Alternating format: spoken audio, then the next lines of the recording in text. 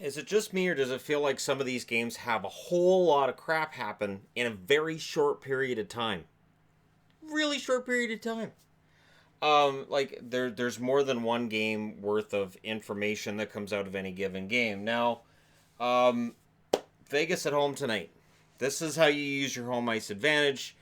And this is really the unraveling of the San Jose Sharks tonight. This was an ugly game. And if you're going to play physical, Vegas will take it. If you're going to open up the game, Vegas will take it. The one thing that I will say for Vegas, they can play almost any style of game you want to throw at them. And tonight, San Jose tried a number of different things to varying levels of success at different points in the game. But at the end, Vegas comes out ahead. Stone scores from Schmidt in England 16 seconds into the game. And there's a problem in the net for San Jose that they need to address in the offseason. Pacioretty then scores on the power play from Theodore and Stastny. It makes it 2-0.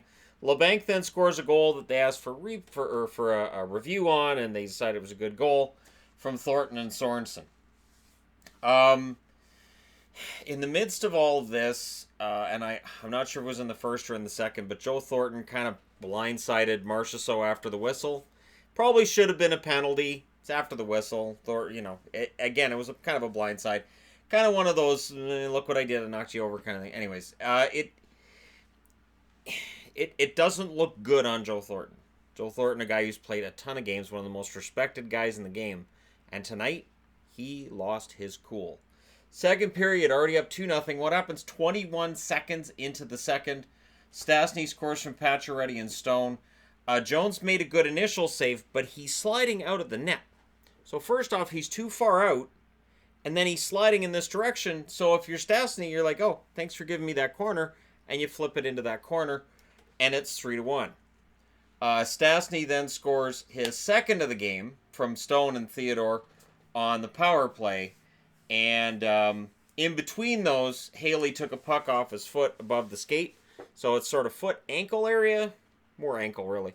But there's no real padding there. So next game, we may see Donskoy in the lineup. I honestly think we're going to see Donskoy in the next game anyways. I don't think that necessarily matters. But so Stastny gets his second goal of the game. Oh, I forgot to mention. First period, the shots were 20-12 in favor of Vegas. San Jose had no power plays, and Vegas was 1 for 3 on theirs. In the second period, after Stastny gets that power play goal, there's an ugly incident. Nosek is coming around to go behind the net. Thornton's on his way out. Thornton kind of sees him. Shoulder, elbow, catches him right in the head. And he got 2 minutes. 2. That to me was blatant. Late. You can't claim that Joe Thornton doesn't know what he's doing there, because Thornton's been playing hockey since the 90s. And it was dirty. This is Joe Thornton. This Vegas team, Joe Thornton hates these guys so much. The San Jose Sharks hate Vegas so much that it's got Thornton playing kind of like you would expect from like a Marchand, somebody like that. And Thornton gets 2 minutes. But I think the Department of Player Safety is going to be contacting Jumbo Joe after this game. That was an ugly hit on Nosek. And that's concussion type hit. That can absolutely cause a concussion. And it was just... It threw me, because I did not expect that from Thornton. But after the Marchessault hit, maybe he was just really fired up. And again, there was a lot of chirping back and forth between these benches. That goes back to last year. Last year, these benches chirped a lot at each other. Vegas and San Jose, the hatred between these teams. We talked a lot about last night between Boston and Toronto. This is just as bad. And the difference is that it just felt like this just kept ramping up throughout the night on both sides. In the third period, second period, the shots were 10-7 for Vegas.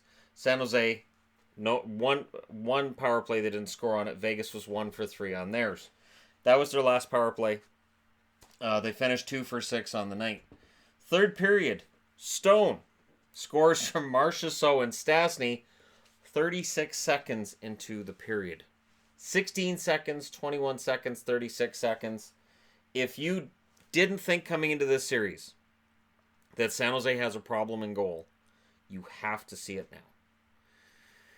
They're I understand Vegas put on a ton of pressure and they had more shots than did the San Jose Sharks, but they just weren't getting the saves they needed. Couture gets a goal from Erik Karlsson, and Jones gets an assist on that one. That's on the power play. Meyer then scores from Nyquist, and it looks like maybe San Jose's getting back into this, but before they can really start thinking, all right, we're down by 2, maybe we can formulate. Stone gets the hat trick. This is the first hat trick in playoff history for the Vegas Golden Knights, for these guys. And the assists go to Stastny and Theodore. So Stastny with a huge game. 5 points for him. Pacioretty, Stone, great games for these guys. This line is right now one of the best lines in the playoffs. And Vegas goes up 2-1 on this. But interesting, before the end of the game, Ryan Reeves and Evander Kane finally have that fight. We've been waiting for the Kane-Reeves fight. They had it tonight. I thought Kane held his own. I did think Reeves likely takes the decision if we're going to boxing judges on this. But Kane handled his own. It's just, this is not what you have Evander Kane on the team to do.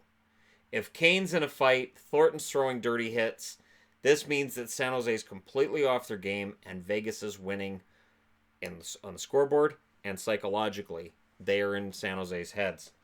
Vegas outshoots San Jose in that period 10-9. San Jose goes 1 for 2 on their power play.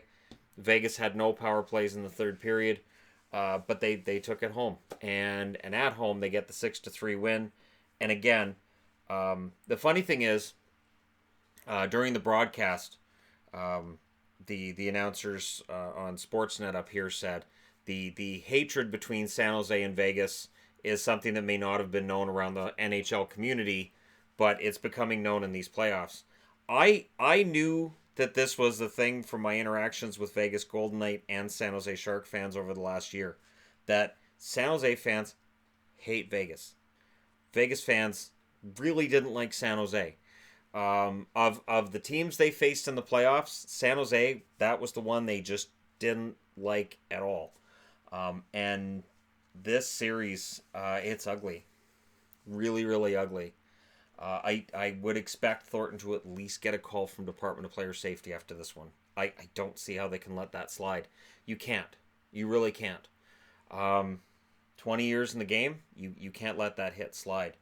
So last night we're talking about a hit on Marleau and how that sparks things. And tonight his old running buddy, Joe Thornton, is on the other side of it. He's the one delivering it. So, Sharks and a former Shark in the news kind of thing.